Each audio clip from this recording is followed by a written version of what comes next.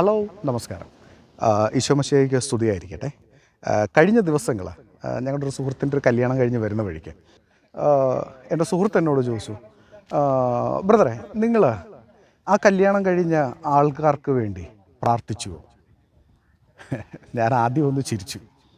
സത്യമായും എനിക്ക് ഒരു കുറ്റബോധം തോന്നി. കാരണം ബൈബിളിൽ പറഞ്ഞേക്കുന്ന ഒരു ഏറ്റവും വലിയ പാപം എന്താണെന്നറിയോ? നമ്മളിപ്പോൾ പറയും 10 കൽപ്പനകളിൽ പറഞ്ഞേക്കുന്ന പാപങ്ങളാണ് വലിയ പാപങ്ങൾ, തെറ്റുകൾ എന്നൊക്കെ പറഞ്ഞേക്കാം. പക്ഷെ അതല്ലാതെ വേറൊരു സ്ഥലത്തൊരു പാപത്തെപ്പറ്റി പറയുന്നുണ്ട്. ഞാൻ നിങ്ങൾക്ക് വേണ്ടി പ്രാർത്ഥിക്കുന്നില്ലെങ്കിൽ ഞാൻ നിങ്ങളോട് പാപം ചെയ്യുന്നു എന്നാണ് പറയുന്നത്. നമ്മൾ വായിച്ചിട്ടുണ്ടാവും, ബൈബിളിൽ ശ്ലീഹ അങ്ങനൊരു കോട്ട് പറഞ്ഞിട്ടുണ്ട്.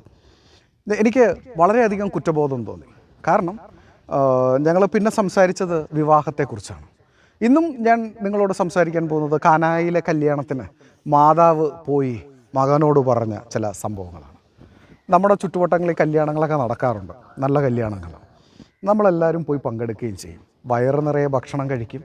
നമ്മൾ പുറത്തിറങ്ങി നമ്മൾ സംസാരിക്കുന്നത് എന്താണെന്നറിയോ? ഒരു 90% ആൾക്കാരും ആ കല്യാണത്തിനുണ്ടായ കുറ്റങ്ങളെ പറ്റിയായിരിക്കും സംസാരിക്കുക. പെണ്ണിൻ്റെ സാരി ശരിയായില്ല, അവൾക്ക് എന്തിനാണ് ഇത്രയും സ്വർണത്തിൻ്റെ ആവശ്യം, നാട്ടുകാരെ കാണിക്കാനാണോ? കണ്ടറിയാം, അവൻ്റെ അമ്മായിയമ്മ അവിടെ നിന്ന് നോക്കുന്നത് കണ്ടപ്പോഴേ എൻ്റെ മനസ്സ് തകർന്നു പോയി. ഞാൻ ദൈവത്തോട് നിലവിളിച്ചു എന്ന്.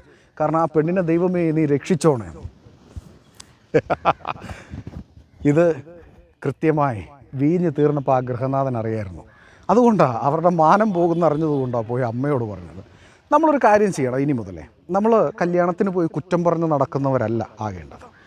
നമ്മൾ കല്യാണത്തിന് ചെന്ന് കഴിയുമ്പോഴാണ് ആ കല്യാണം, അത് ആരുടേതോ ആയിക്കോട്ടെ, ഒരു വിവാഹത്തിന് ചെന്ന് കഴിഞ്ഞിട്ട് നമ്മൾ ദൈവത്തോട് പ്രാർത്ഥിക്കണം. അമ്മയോട് പറയണം, അമ്മേ ദേ ഈ കല്യാണം കഴിക്കുന്ന കുഞ്ഞുങ്ങളെ ഞാൻ അമ്മയുടെ കരങ്ങളിലേക്ക് ഏൽപ്പിക്കുന്നു. അവരുടെ നല്ല ജീവിതത്തിന് വേണ്ടി. ആ കുടുംബത്തിൻ്റെ സാഹചര്യം ഞങ്ങൾക്കറിയില്ല. ചിലപ്പോൾ ഒരു പക്ഷേ ഈ കല്യാണം കഴിയുമ്പോൾ അവരുടെ സാമ്പത്തികമായി അവർ ആയിരിക്കാം. അവരുടെ പ്രശ്നങ്ങളെ പരിഹരിച്ചു കൊടുക്കണമേ എന്ന് നിങ്ങൾ ഇന്നു മുതൽ പ്രാർത്ഥിക്കണം.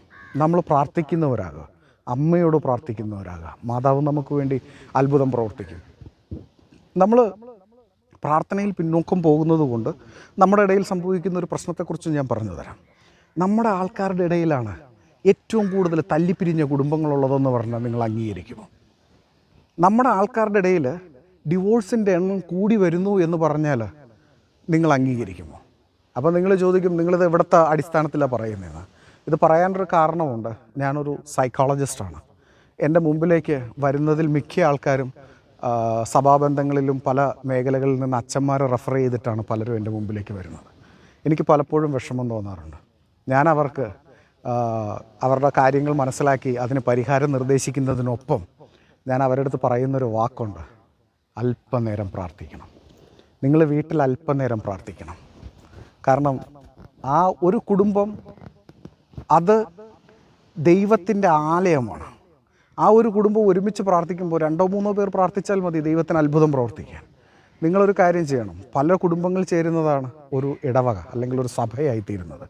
എല്ലാവരും പ്രാർത്ഥിക്കണം, പരസ്പരം പ്രാർത്ഥിക്കണം. കുടുംബത്തിൽ കല്യാണം കഴിഞ്ഞു പോയ കുഞ്ഞുങ്ങൾക്ക് വേണ്ടി പ്രാർത്ഥിക്കണം. ഇനി കല്യാണം കഴിക്കാനുള്ള കുഞ്ഞുങ്ങൾക്ക് വേണ്ടി പ്രാർത്ഥിക്കണം. നിങ്ങളൊരു കാര്യം ചെയ്യണം, ആഴ്ചയിൽ ഒരിക്കലെങ്കിലും നിങ്ങൾ മാതാവിനോട് പറയണം, മാതാവേ, ഞങ്ങളുടെ സഭയിൽ ഇങ്ങനെ കല്യാണം കഴിക്കാത്ത, ഞങ്ങളുടെ ഇടവകയിൽ കല്യാണം കഴിക്കാത്ത, ഞങ്ങളുടെ ഇടവകയിൽ കല്യാണം കഴിഞ്ഞ്, ഞങ്ങളുടെ ഇടവകയിൽ കുടുംബജീവിതം തകർന്നുകൊണ്ടിരിക്കുന്ന ആളുകൾ ഇങ്ങനെയുണ്ട്. ഒന്ന് ശ്രദ്ധിക്കണമേ, ഒന്ന് അവർക്ക് വേണ്ടി മധ്യസ്ഥത ചെയ്യണമേ എന്ന് നിങ്ങൾ പ്രാർത്ഥിച്ചോ. കാനായിലെ കല്യാണത്തിന് വീഞ്ഞ് തീർന്നു പോയത് ദൈവത്തിന് അത്ഭുതം പ്രവർത്തിച്ച് വന്നവരെ വണ്ടറടിപ്പിക്കാൻ പറ്റുന്ന ജീവിക്കുന്ന ദൈവമുള്ള ആൾക്കാരാണ് നമ്മൾ. ഇന്ന് മുതൽ നിങ്ങളിങ്ങനെ പ്രാർത്ഥിച്ചോ, നിങ്ങളുടെ ജീവിതത്തിലും ദൈവം അത്ഭുതം പ്രവർത്തിക്കും.